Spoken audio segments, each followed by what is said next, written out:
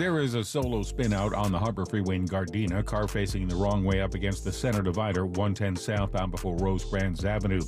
Heads up on the 91 freeway in Compton, there is some type of metal object in the number 2 and number 3 lanes, 91 westbound before Alameda Street, but the real trouble is in Carson. 91 westbound connector road to the 110 southbound, the left lane of that transition road is flooded. For your guaranteed biggest refund and 50% off tax prep, switch to Jackson Hewitt. 50% off is a limited time offer for new clients filing at participating locations. Max value $200. Visit jacksonhewitt.com/50 for terms. Is this the tackle? This is the KBLA Sports Minute with Ray Richardson.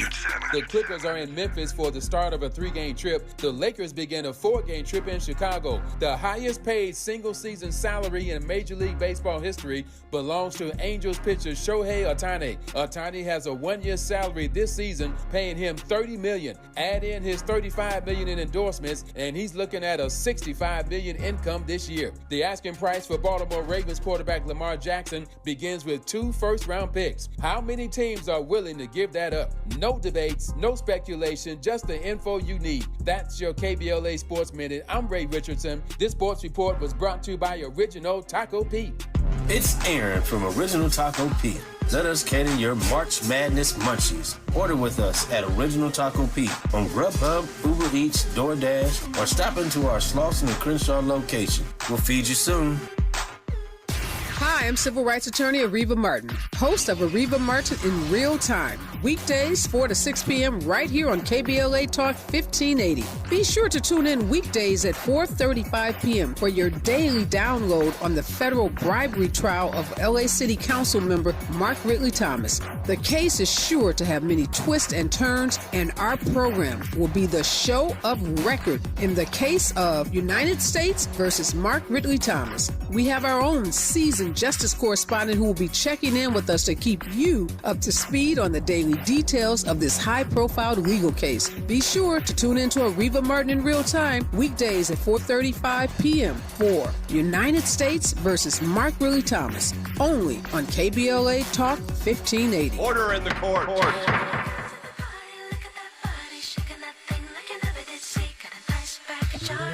Edit. 4, 3, 2, 1.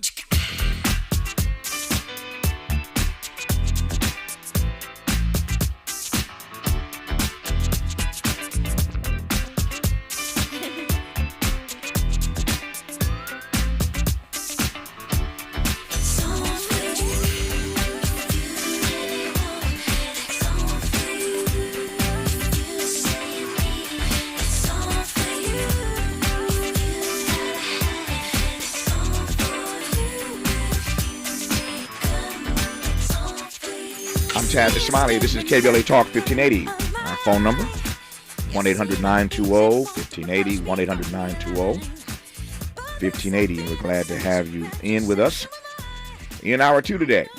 In this hour, a conversation with acclaimed poet, literary critic, and Dartmouth professor Joshua Bennett about family, life, death, vulnerability, the joys and dreams of youth, and a great deal more, I suspect. That's what happens when you talk to professors who also happen to be noted poets. They cover the gamut. His most recent book is being adapted by Lena Waithe, who you all know, and Warner Brothers Television. And I'm pleased to welcome Joshua Bennett to this program. Dr. Bennett, how are you today, sir? I'm well, Tavis. Thanks so much for having me on the program. It's my great delight to have you on the program. Let me just jump right in with the Lena Waithe project. Tell me your hopes and expectations for that project, and give us a bit more about what specifically she adapted. Sure.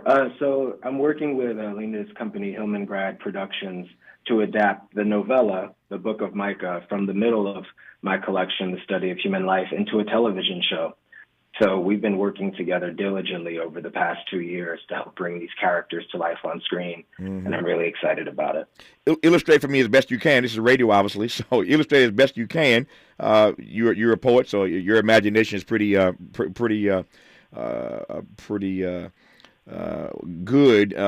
in regard to, again, painting pictures for us. Illustrate for me, if you will, what we can expect from the series. Sure. I mean, so the series really follows a 16-year-old boy named Micah, who is shot and then raised from the dead after a block party on an alternate timeline where Malcolm X also came back from the dead in the late 1960s. So this really is a kind of a alternate historical timeline where things are completely different in terms of Black social life, in terms of the way we think about Black history. And really what we're doing in the show is following one young man as he tries to find his place in that history, among other things. So it's a big tale, but I'm excited to tell it, and I have a great team beside me. Let me probe a bit more here. Is Hollywood ready for a story of that ilk? I mean, I was about to ask you whether audiences are ready. I suspect we are ready. We read your work. We know your stuff. I suspect audiences, Black audiences and beyond, are ready. But is Hollywood ready for a story like that, a tale, to use your word, like that? I think so, in part because the team at Warner Brothers has been so imaginative and knowledgeable. I mean, the questions that I had going in about how we would address, the living legacy of someone like Malcolm X in this representation, I was quite pleased, in those earliest conversations. And in the time since, it takes a while to adapt something like a book of poetry into a television show. And at every single step, I've been reassured in ways I appreciate about our desire to paint a new picture on the screen, something that is quite unlike anything that's been dared before, but is also deep in our tradition, deep in a tradition of Black writers who are always trying to imagine another world and another way things could have gone. So that's really a tradition I'm firmly steeped in and excited to continue.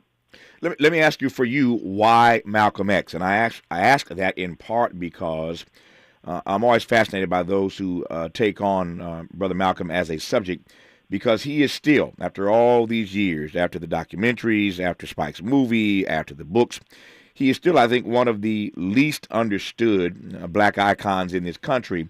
And I'm always curious as to what draws certain individuals to Brother Malcolm. So for you, why Malcolm X? It's a fantastic question, Tavis. And it's one that begins when I'm 5 or 6 years old in a movie theater with my parents watching Spike Lee's legendary film, Malcolm X. It was the first movie I ever saw in theaters. And when I left the movie theater, I was with my parents, and I said I wanted to learn more about this central character. And so my mother, true to form, got me a copy of the autobiography of Malcolm X. So I had, this about 544-page book that I started to carry with me everywhere.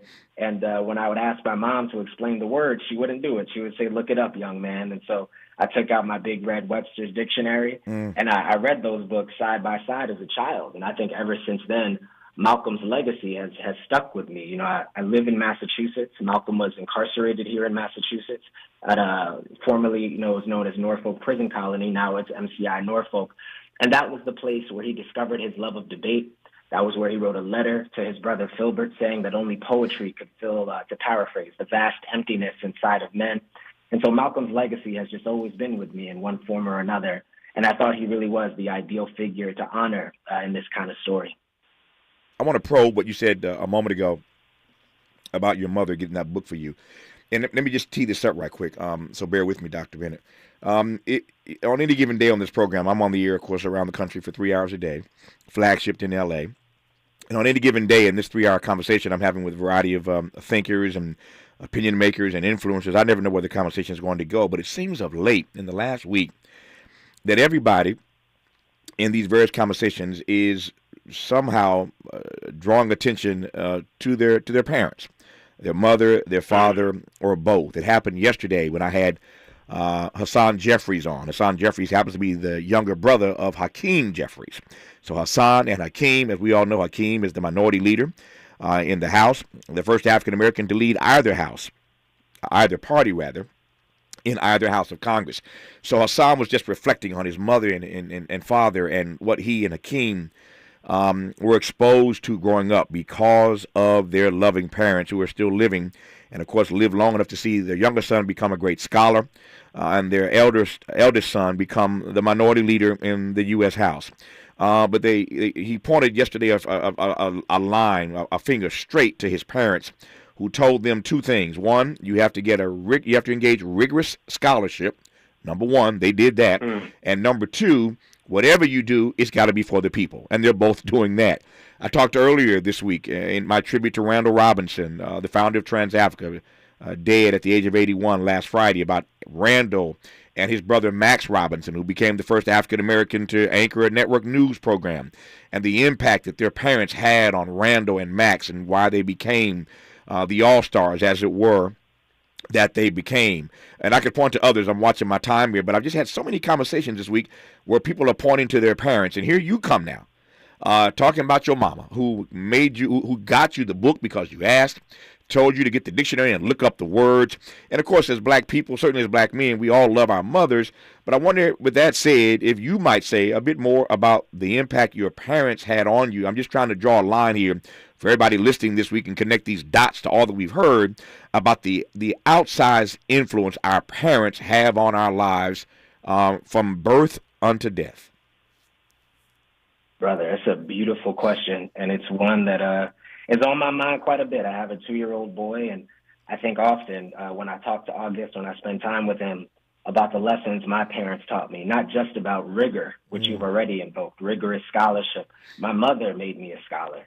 It was my mother who always turned me back to the books and made sure that before I did anything else, before I went outside to play or hung out with my friends, that I'd spent my time reading.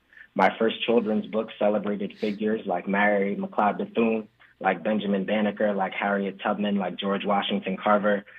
She steeped me in history and made sure that I understood myself as someone who was not just a part of that history, but a maker of history, and that I could have any aspirations I wanted. So when I was a little boy, before I wanted to be a professor, I wanted to be a preacher and a paleontologist, in that order. And it was my mother who, whenever I brought one of those dreams to the table, she would say, okay, well, we're going to go to the museum and we're going to look at dinosaur bones. You're going to learn about the Brachiosaurus and the Tyrannosaurus Rex. If you want to be a paleontologist, you have to study. And if you want to be a preacher, you have to study the best. And so we would go to a place called the Baptist Worship Center in Philadelphia. She would drive those 2 hours, and we would watch Pastor Millicent Hunter preach. And I would just think about the tempo and the pacing and the beauty and the richness of those sermons. And that meant a great deal to me. And as a little boy, I would improvise sermons when I came home. And my parents never made it a weird thing.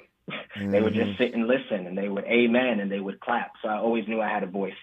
And then my father, who was a Marine, who helped integrate his high school in Jim Crow, Alabama. My father taught me tenderness. He was always a man of great strength. I always knew my father could physically defend himself. I'd seen him physically defend other smaller people in public. But it was my father who bathed us, my father who armored us in cocoa butter before we went out the door, my father who dressed us. And so very early on, I learned from my father that strength and tenderness were not opposites, but rather that they were inextricably linked, that one should always go with the other. And so from both of my parents, I learned how to be an artist and a scholar, and I hope to move forward with even a measure of their courage as I go out on this new adventure, to raise my own children and to be a good husband to my wife, Pam, and to be an educator that's worthy of the task before me, which is to teach these young people about our luminous tradition. So I couldn't have done any of that without my parents. I never know what the answer is going to be to the question that I ask, but I'm so glad I asked that question because now it has laid a foundation for I want to go the rest of this hour. I thought I had an idea of what this hour might turn into. I was wrong, and I'm glad about it because he's laid out some stuff now that I want to interrogate when we come forward. This is going to be a rich hour on KBLA Talk 1580. We've got a lot to talk about. Good thing we've got 3 hours. More of Tavis Smiley when we come forward.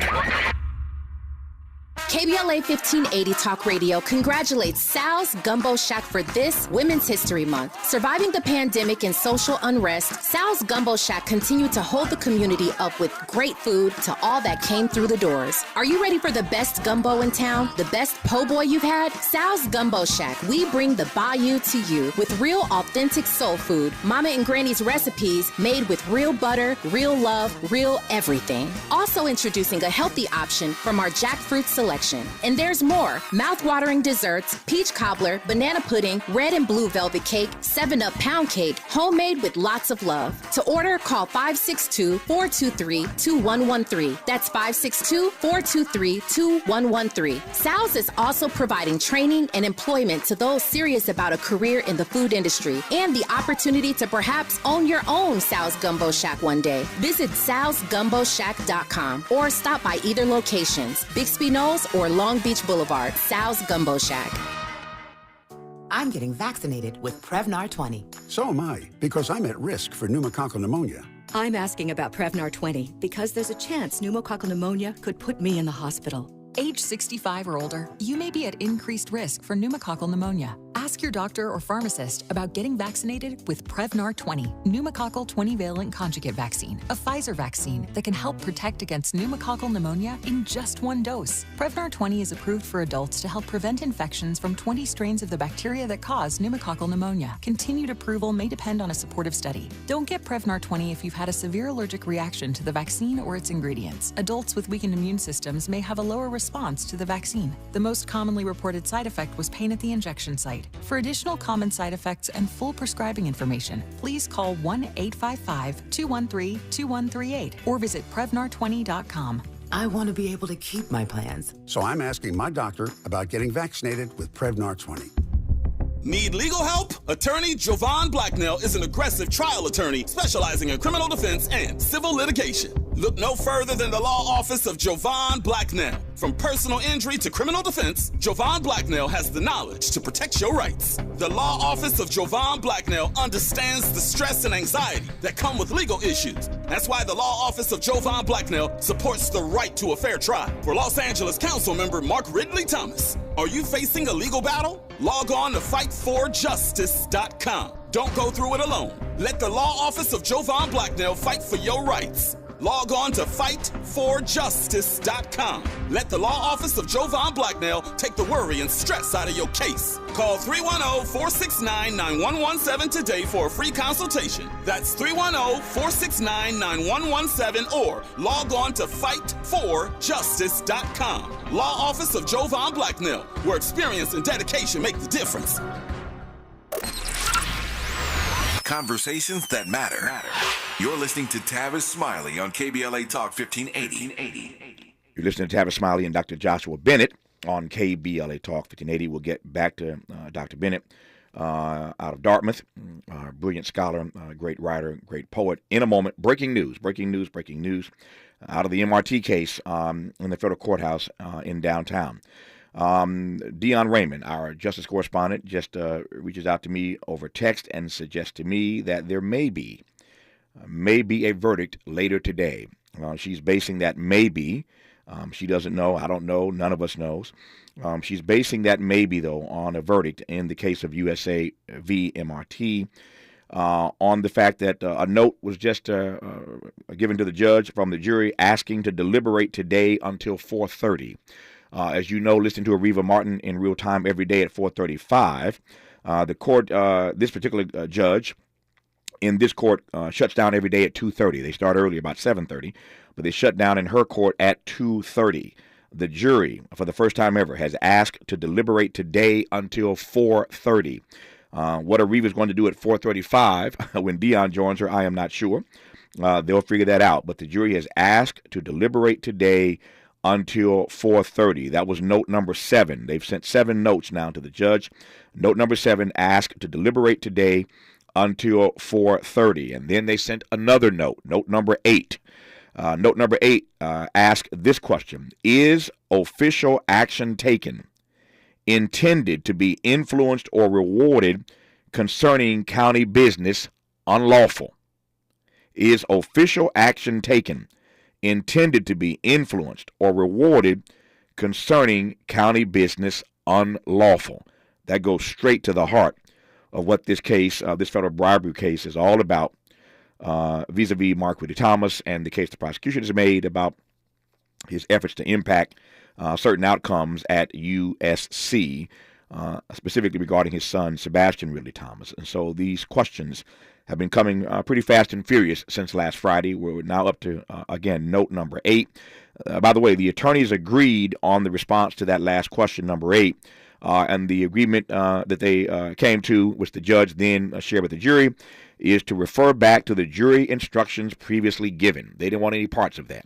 And so they instructed the jury, the judge did, to refer back to the jury instructions they had been previously given. So there you have it. Note number 8 is where we are now.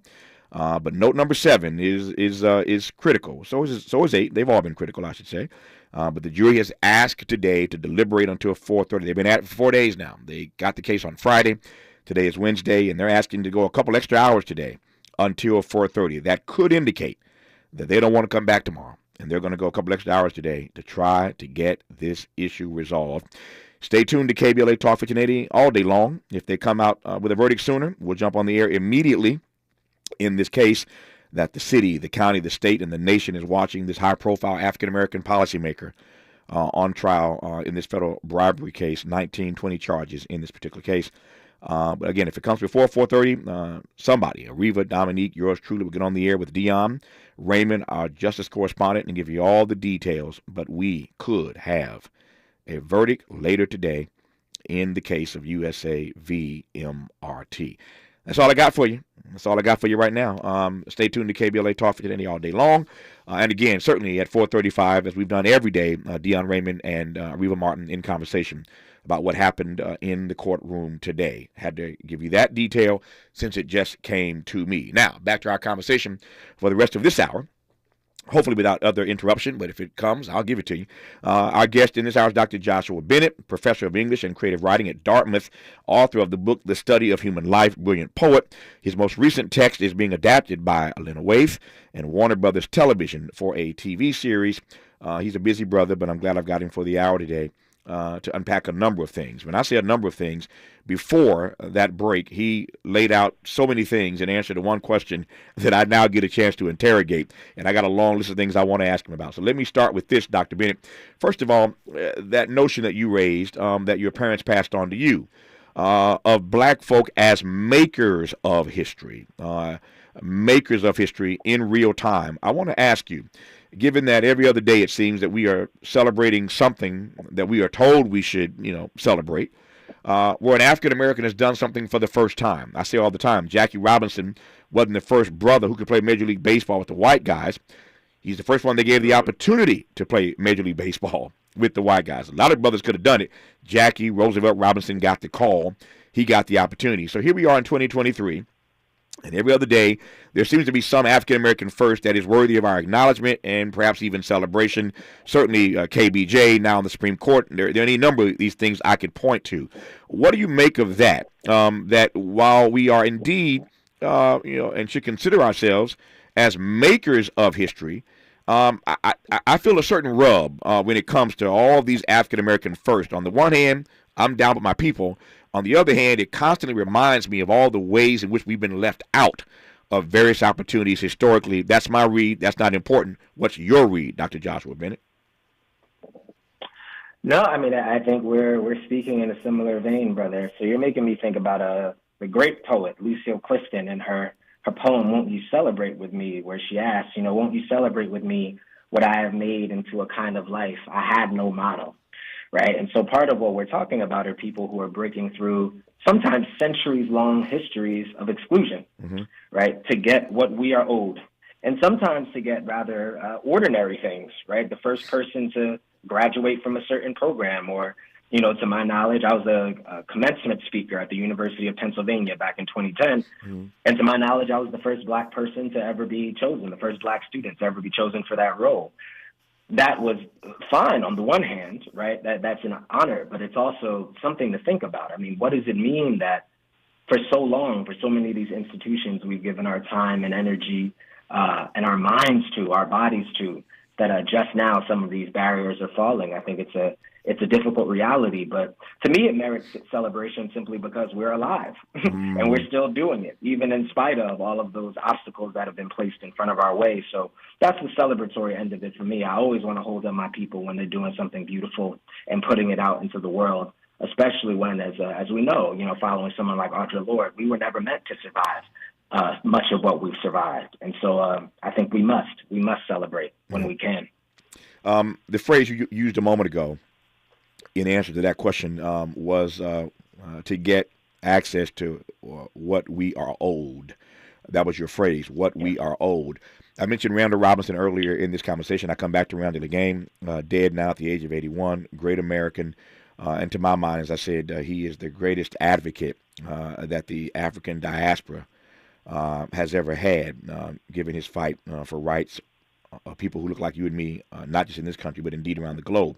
Randall wrote the book about reparations almost 25 years ago called The Debt, What America Owes to Blacks. The Debt, What America Owes to Blacks. Here you come now with this phrase, to get access to what we are owed. To your mind, what in fact are we owed?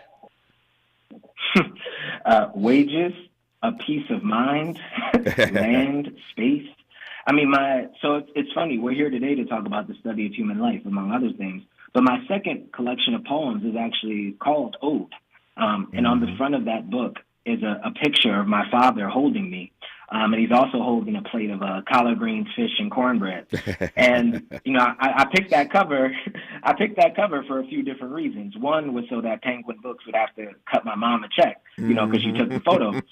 But the other part of it was that I was making a play on, you know, ode as a form of poetry, a form of celebration, but also thinking about the Black ode. What Black people are owed is O-W-E-D, and thinking about what my father is owed. And for me, that's a place in literature, in American literature. And so to have my father on that cover was to say my father is owed a place in the American literary tradition that men that look like him have not historically been allowed to occupy. And I don't just mean Black writers. Clearly, we've had many Black genius writers, right, across the spectrum of gender. But part of what I'm really thinking about is how many stories of Black fatherhood have gone untold, right? Often for institutional reasons, people who've been told, well, that's not publishable, or that's not interesting, or that's not marketable, or that doesn't fit a particular narrative we might have about what Black families look like, what Black intimacy and Black adoration looks like. And so when we talk about what we are owed, of course, you know, there's the material element of what we're owed. But I also think, too, as a writer, I think so often about what sort of dreams our people are owed, what sort of dreams many of us are kept from dreaming for most of our lives by systems that have been in place for quite a long time. So that's part of what I'm trying to speak to often as a writer and thinker. Yeah. Dr. Bennett references the book, The Study of Human Life, which we are talking about it already, frankly, and we'll talk about it more expressly as we move through this hour. I'm watching my clock here. I've got a minute before news, traffic, and sports. Wouldn't be fair to ask you the question I'm about to pose now and give you 45 seconds to respond to it, but let me tell you where I want to go on the other side. Of all that you've said today in this conversation so far, this first 30 minutes, and it goes by fast, obviously, all these things have touched me. But the thing that hit me hardest was when you said your dad is the one who taught you tenderness. And he taught you that tenderness and strength can occupy the same space. I asked about your mother earlier, and as the one who took you to get that book, or got you the book, The Autobiography of Malcolm X, and took you to museums and the like. So you talked about your mother, but I am fascinated by what it means for a Black man who's now raising a Black boy to have been taught tenderness by his Black father. There's something there, and I want to get at it. You're listening to Dr. Joshua Bennett, author of the book, The Study of Human Life, professor at Dartmouth, in conversation with yours truly, Tavis Smiley. And we're doing all of this right now for you on KBLA Talk 1580. KBLA Talk 1580 is an intervention. When we come forward, includes you. KBLA Talk 1580, turning pain into power. We welcome you to a Wednesday. I'm Mike Moore. Here's the latest from the Black Information Network. Nashville, Tennessee will honor the victims of this week's school shooting with a citywide vigil tonight. Local leaders, including Mayor John Cooper, are expected to gather. The vigil begins at 6:30. That's Eastern Time. Meanwhile, loved ones are gathering in Richmond, Virginia to celebrate the life of African-American Ivo Odieno. The 28-year-old died while he was being transported to a mental hospital by Henrico County Sheriff's deputies earlier this month. Reverend Al Sharpton is delivering the eulogy. Civil rights attorney Ben Crump is also speaking at the funeral. On this date in 2005, renowned African-American attorney Johnny Cochran died after a long battle with cancer. He was 67. And that's the latest. I'm Mike Moore from your 24/7 news source, the Black Information Network and BINnews.com. There is a solo spin out on the Harbor Freeway in Gardena, car facing the wrong way up against the center divider, 110 southbound before Rose Brands Avenue.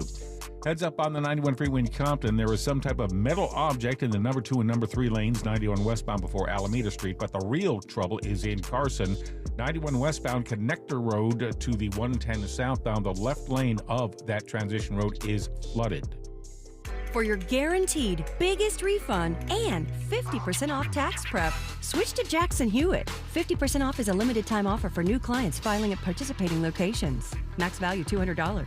Visit jacksonhewitt.com/50 for terms. This is the KBLA Sports Minute with Ray Richardson.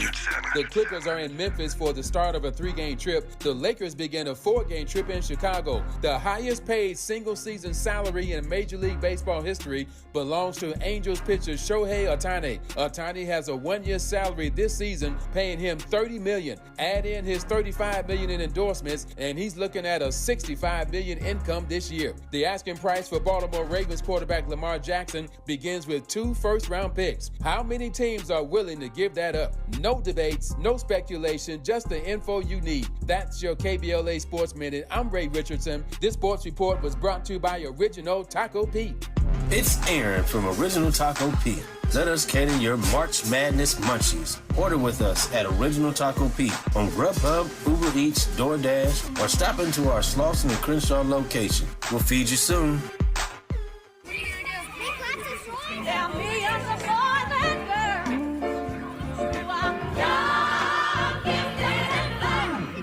I'm young, gifted, and black.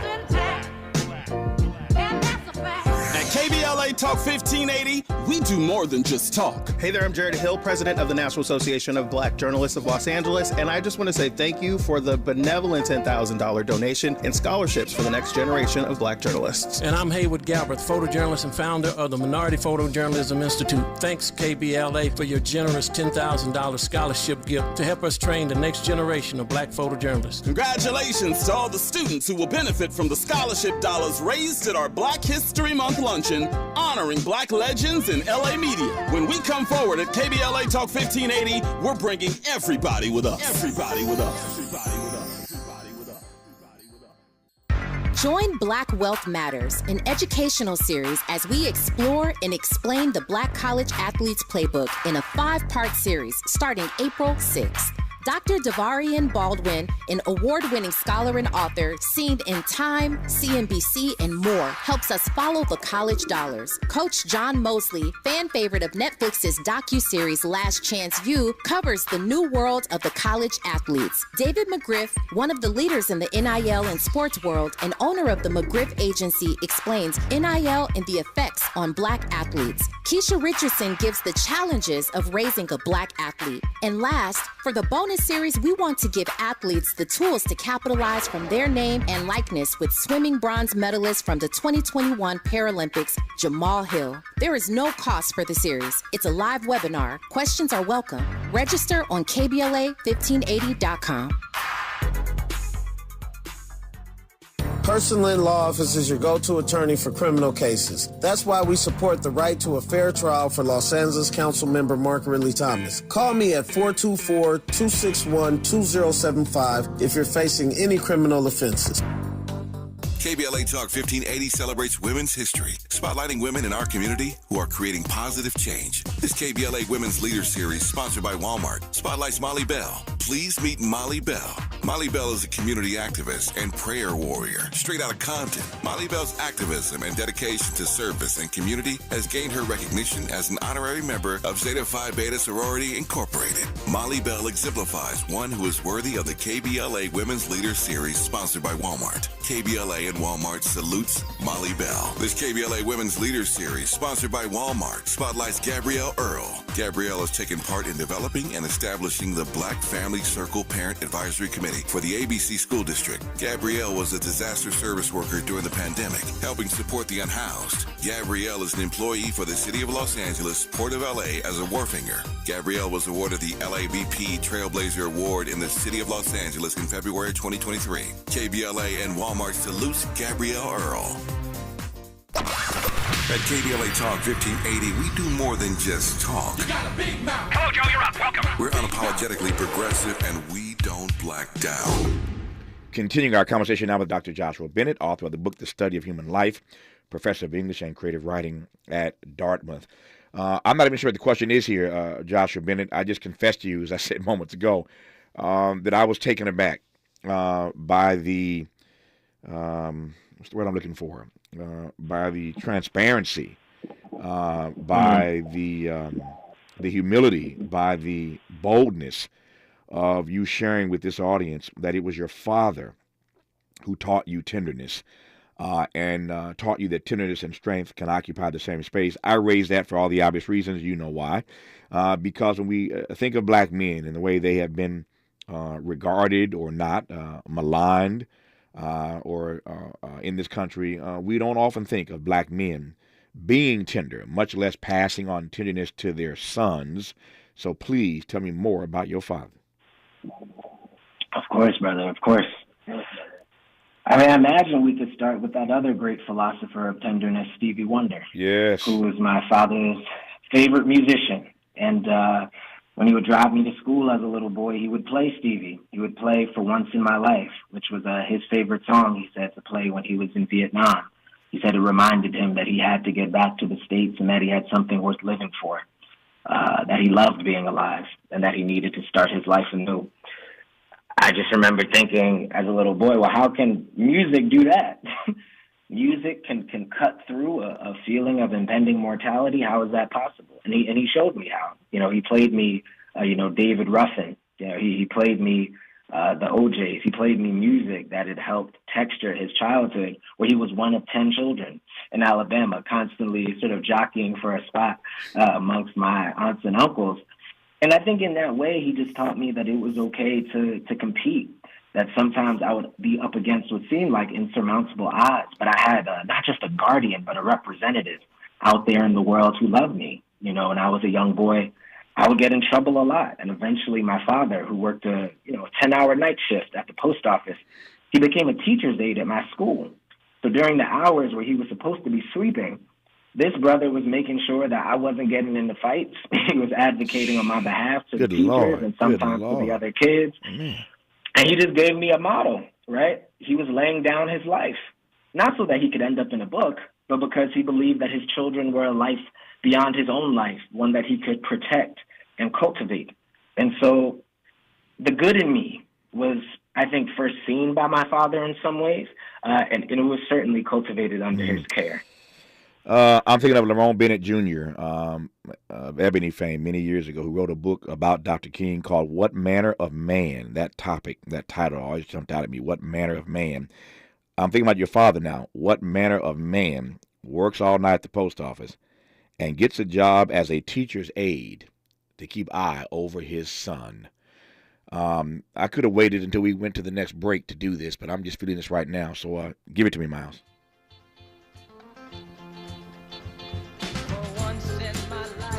I have someone who needs me, someone I've needed so long.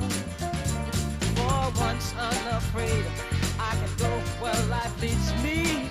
Somehow I know I'll be strong. For once I can touch what my heart used to dream of long before I knew. Oh, someone warm like you would make my dream come true. Yeah, yeah, yeah. For once in my life, I won't let sorrow hurt me, not like it's hurt me before. For once I have something I know won't desert me. I'm not alone anymore. For once I can say, this is mine, you can't take it. Long as I know I have love, I can make it. For once in my life, I have someone who needs me. It's difficult to ever step on Stevland Morris, better known as Stevie Wonder. But as I listen to that, let that ride, Miles. As I listen to that song in my headphones right now, I know the song so well. I never could have imagined in my life that Stevie Wonder would be a personal friend of mine. I love Stevie. He listens to this station, calls in here and there. Even though he owns a station here in Los Angeles, he listens to this talk station as well. He's one of a kind. And when you listen to the lyrics of that song, which I just heard all anew, given the story that Dr. Joshua Bennett just told about his father, you listen to the words of that song, Dr. Bennett, I see why that was your father's favorite song, man. I get it. Yeah. Yeah, it's a song in many ways about education. Right? For once, I won't let sorrow hurt me, not like it hurt me before. Right? There's a belief there that things can be different. Right? That you can change, that your world can shift.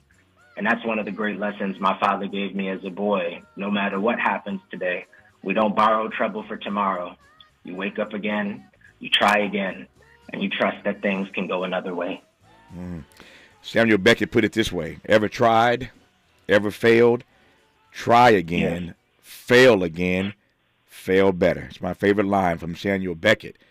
Speaking of great poets, as Dr. Bennett is our guest in this hour, ever tried, ever failed, no matter, try again, fail again, fail better. You said your parents instilled within you this notion that you always had a voice. But how did that voice end up showing up in the poetry that you write, Dr. Bennett? It's a fantastic question, Tavis. I mean, it wasn't there at first. I mean, at first I was, like I said, improvising sermons. I was also an actor and a singer in church plays and in the children's choir. Happy Birthday, Jesus. That was my song. I had the solo on that. And it really was something, you know, hearing preachers preach. I mean, to me, that was the first poetry that I ever really saw and was astonished by. And so the poetry really came later in some ways. When I was 11 years old, my mother and I were at the Yonkers Public Library, and there was a sign up for a poetry slam. And I said, a poetry slam? What is that? I'd never heard of this. You know, I'm thinking about the WWF, about The Rock, Mankind, you know, and I think a slam, something to do with wrestling. And my mom, you know, she saw that it had something to do with competing around poetry. So she said, Joshua, let's sign up. And I'd had terrible stage fright, even though I'd been a performer from the time I was a young boy. And my mom just made me get up there. And believe it or not, man, I got second place in the poetry slam that day. And I think from then on, kind of memorizing and performing poetry slowly became a part of my life again. And then when I was 17 years old, I went to a Hurricane Katrina relief benefit at Sarah Lawrence College. And I saw other teenage poets performing spoken word for the first time.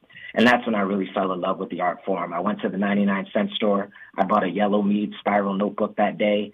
And on my 2-hour commute from Yonkers to Rye, New York to go to school, I started writing poems. And I never stopped. You know, for the past 17 years, that has been a part of how I feed myself. I go on tour, I teach poetry to young people, and I write books. And so it all started in the Black church, and then it was grown in cafes and community centers and schools across the world. Yep. He has found his voice as a professor and as a poet. And when we come forward, I'm going to ask him, if he will, to select something from his work. The book we've been talking about in this hour is called The Study of Human Life, something perhaps that he will share with our audience from his written work. He mentioned Yonkers, the pride of Yonkers. You listen to right now on KBLA Talk 1580. There she is.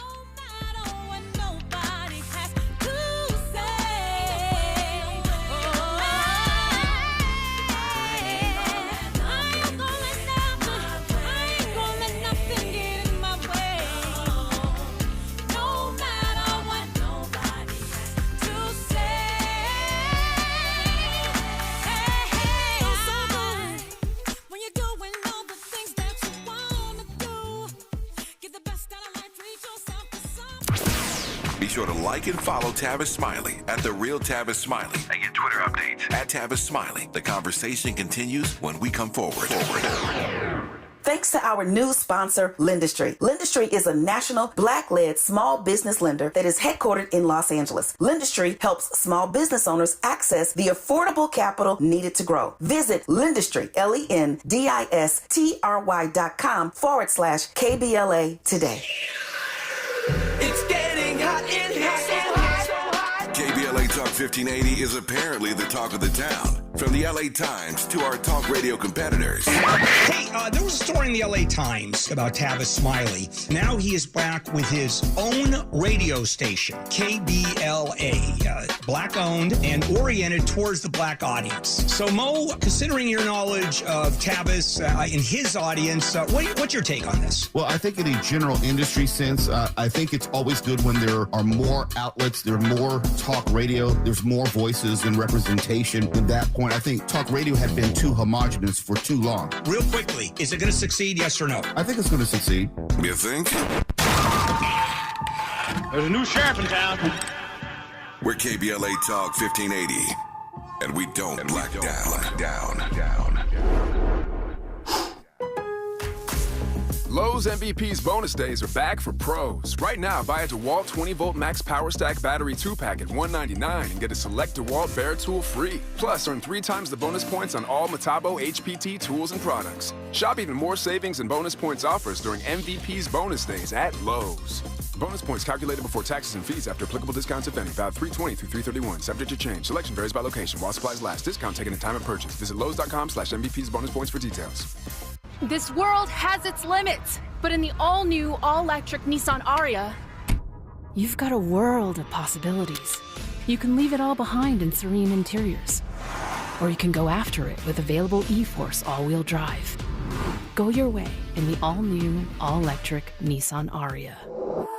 Nissan Ariya with e-Force not yet available for purchase. Expected availability early 2023, subject to change. e-Force all-wheel drive is an optional feature. e-Force cannot prevent collisions or provide enhanced traction in all conditions. Always monitor traffic and weather conditions. Mom's early Alzheimer's diagnosis was hard to take. And when I left the oven on, we decided together that it was time to see a doctor and make a plan. Early detection gave us more time to seek out information and support as a family. If you or your family are noticing changes, it could be Alzheimer's. Talk about seeing a doctor together. For more information, visit alz.org/time to talk. A message from the Alzheimer's Association and the Ad Council. We knew you'd stick around. This is LA's home for progressive talk radio. Be heard. Welcome back to KBLA Talk 1580. He has agreed to my request to share something with us from his poetry, his works, one of his works. The book, again, is called The Study of Human Life. We've been talking about it, around it, all through it in this hour. But I've asked him to read something, and here now, Dr. Joshua Bennett with a piece entitled Bad Poem Number 3. Bad Poem Number 3, Ultrasound Number 2, with a line from Gwendolyn Brooks. Months into the plague now, I am disallowed entry even into the waiting room with Mom, escorted outside instead by men armed only with guns and bottles of hand sanitizer, their entire countenance, its own American metaphor. So the first time I see you in full force, I am pacing maniacally up and down the block outside, FaceTiming the radiologist and your mother too, her arm angled like a cellist to help me see. We are dazzled by the sight of each bone in your feet, the pulsing black archipelago of your heart, your fists in front of your face like mine when I was only just born, 10 times as big as you are now. Your great-grandmother calls me Tyson the moment she sees this pose. Prefigures a boy built for conflict, her barbarous and metal little man. She leaves the world only months after we learn you are entering into it, and her mind the year before that. In the dementia's final days, she envisions herself as a girl of 17, running through fields of strawberries, unfettered as a kingfisher. I watch her stance and imagine her laughter echoing back across the ages. You, her youngest descendant born into freedom, our littlest burden lifter, world beater, avant-garde percussionist, swinging darkness into song. Bad Poem Number 3 by Dr. Joshua Bennett. His book is called The Study of Human Life. More with Dr. Bennett when we come forward on KBLA Talk 1580. A safe place to go loud. A great place for progressive politics. KBLA Talk 1580. The Los Angeles Urban League and Parkside Economic Development Corporation are working to close the wealth gap between black and white households. B-Warp, the Black Wealth Attainment and Retention Program's free virtual workshops will help your family acquire, gain, maintain, and pass down legacy wealth. Learn from the experts about making more with what you have, the Black history of money, joining the Smart Investors Club, preserving your assets in tough times, crypto, cash in or cash out, the wealthy mind and body. Register for this free series that could change your financial future at laul.org/BWAARP. Don't miss B-Warp, the Black Wealth Attainment and Retention Program, every second and fourth Thursday in February, March, and April at 6 p.m. Pacific Time. Register now at laul.org/BWAARP. KBLA Talk 1580. We've got a lot to talk about.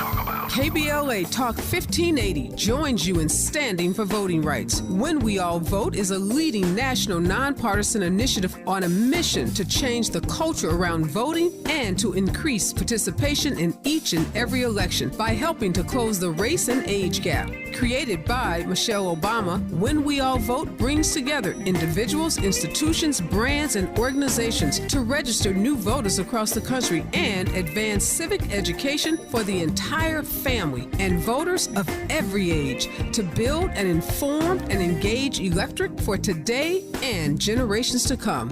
When We All Vote empowers their supporters and volunteers to take action through voting, advocating for their rights, and holding their elected officials accountable. Please visit whenweallvote.org to stand up for your rights, voting rights. This is a community call to action from KBLA Talk 1580. Our Weekly Los Angeles is the largest audited black newspaper in the state of California with a distribution of over 50,000 copies weekly. Pick up a copy every Thursday to get the latest news on African American communities of LA. You can also keep up with what's going on in Los Angeles and surrounding cities by going to www.ourweekly.com. The Our Weekly website is updated daily with the current news about us and for us. For your advertising needs, Our Weekly offers economical advertising packages to fit your budget. Feel free to call Our Weekly Los Angeles at 323-905-1300 or visit the website at www.ourweekly.com. Our Weekly Los Angeles, reporting news that matters to you. Interrogating your assumptions and expanding your inventory of ideas. Let's get back to Tavis Smiley on KBLA Talk 1580. Dr. Joshua Bennett, tell me what you think the power of poetry is these days. And I'm not sure. I'm asking that question in part because obviously in the Black Arts Movement, it was pregnant with all kind of power. And I think it still is. But I wonder if you can compare and contrast that era to, again, the potency of poetry in real time.